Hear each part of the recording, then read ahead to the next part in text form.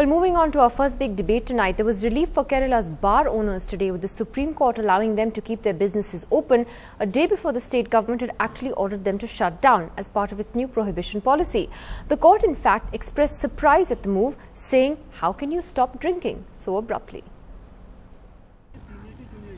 Cheers from the Supreme Court, at least for now. The court has allowed Kerala hoteliers and bar owners to carry on with their business till the end of this month, telling the Kerala government, if you want to stop it totally like Gujarat, that's better. For so many years, drinking is going on. How can you stop abruptly? Or say no liquor, bring prohibition from tomorrow. Supreme Court feels there is no logic in Kerala's liquor policy by keeping five-star hotels in and other bar owners out of the policy. It says, if Kerala wants to bring prohibition, let it bring totally like the Gujarat model. The top court agreed with the hoteliers that state can't discriminate between five-star hotels and the ordinary hotels.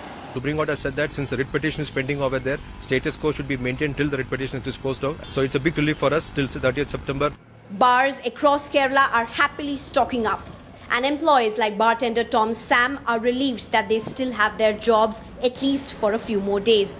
The UDF government's new alcohol policy is expected to affect nearly 1 lakh workers directly and indirectly associated with the hotel industry, while rehabilitation is planned for just 15,000 bar workers registered with the government.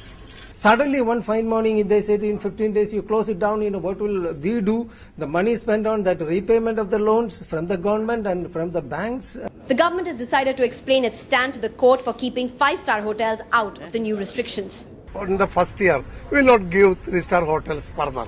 Then second year we decided no, we will not give four-star hotels, license for four-star hotels. Then we have decided we will give only five-star hotels. It is a 10-year program. It's a political decision with strong implications for the 2016 Assembly elections. With Arunachalam Vaidyanathan in Delhi, camera person SP Babu and Sneha Koshi for NDTV from Kerala. The question is whether prohibition really works. The Kerala government is determined to go ahead with this, and there are many who are voicing their support for this decision. Among them, Lalita Kumaramangalam, spokesperson of the BJP, who joins us tonight. Also with us this evening, author and columnist Tushar Gandhi. G. Sudesh Kumar, the president of the Kerala Hotels and Restaurants Association, is with us this evening. They are among the organizations that went to court on this matter. And Dilip Cherian is with us tonight. Tushar Gandhi, let me ask you first. Do you really believe, and particularly seeing how prohibition has worked or not worked in, like, say, Gujarat, that prohibition really works on the ground? People find ways around it. You have bootleggers. People will get access to liquor. Do you think it works? Nidhi, it doesn't work because it is not honestly ever implemented. It is always seen as an opportunity to make a quick buck. And so I wouldn't ban the idea of prohibition, but I would definitely say that because its implementation is not honest, it fails largely.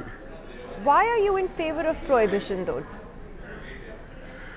Well, I think it should be made. It's a vice, and it should be made as difficult as possible for people to access it, because it's good for the urban middle class and upper middle class to say it's a matter of personal choice, but it also is the chief agent of the ruination of the poor and the downtrodden. And I think it has to be seen from that purview more than from the purview of the enjoyment factor of those who, into inverted commas, claim they are responsible.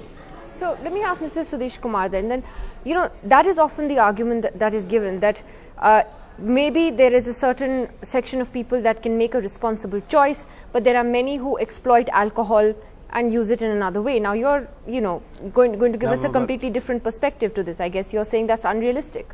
Yeah, I think we shouldn't go to the extremes. We should always think about people who are, for example, tourists who come here. I'm not saying that every tourist comes here to drink, but then people come here for relaxation, and then they might want to have a beer or wine or maybe a whiskey or whatever. And Kerala, it's called the God's own country, and it's supposed to be the paradise for tourism. And if you can't have a drink... Even in Prohibition Gujarat, yeah, the tourists get permits. So please don't give me this puerile argument. No, but what the Kerala government was planning was just 5-star hotels. And then otherwise you have to have mile-long queues where you get your thing from the local liquor vending joints. But you don't expect a tourist to go to those long queues to get your drink. So one of your objections was that it was discriminatory, the other being that it would of course hit revenues in a big way. Yeah, obviously, because the Kerala government makes about 8,000 plus crores of rupees every year from liquor. And over the years, 10 years, they say they are going to make it dry. And what alternatives do they have for raising this kind of money? They have not made any specific plans for that. Okay, so Lalita Kumaramangalam is part of the problem here that politically, a lot of political parties take these moralistic stands on drinking and on alcohol. I mean, there are young people, it's not just tourists, there are young people who after work would want to enjoy a drink at a bar. It happens all over the world in big cities, even in small towns. Why do political parties in India, though, seem to take a particularly moralistic position on this? I think the stand that political parties take against the habit of drinking is not purely very moralistic. You see, all the arguments that are given, they are only very honest. Hello? Okay, I'm sorry, ma'am. We just have a problem with your audio there. I'll take that question to Dilip Cherian. Okay, what does something like prohibition, Dilip, do to a state and its image? I think it does two things. One is that it creates this image that the state or the political leadership at the moment wants to occupy a kind of pedestal of being moralistic, and I think that's a sham thing, partially also pushed to the wall by three kinds of people: the fundamentalists of any religion, the women who are very often the victims of enormous anxiety at home because of men spending large quantities of money on liquor, and three, parents who are anxious about children indulging in drunken behavior. But I think these three factors only empower governments who have not made any effort to make sure that education and pricing work as factors to ensure that binging is not a way of life. No, so you're saying that the onus is therefore on the government to ensure that that there is no misuse. I mean, I think there are two aspects. One of the things the Kerala government argued today in court is that drinking is a social problem and that the highest liquor consumption is the highest in Kerala compared to other states. Now, they cited that as a practical problem. So therefore, do you believe that if they made alcohol more expensive, that would help? I think there are two ways of tackling it. One is to make it more expensive, and the second is the easier one, which governments are supposed to do: police its usage and make sure that violations are taken more seriously.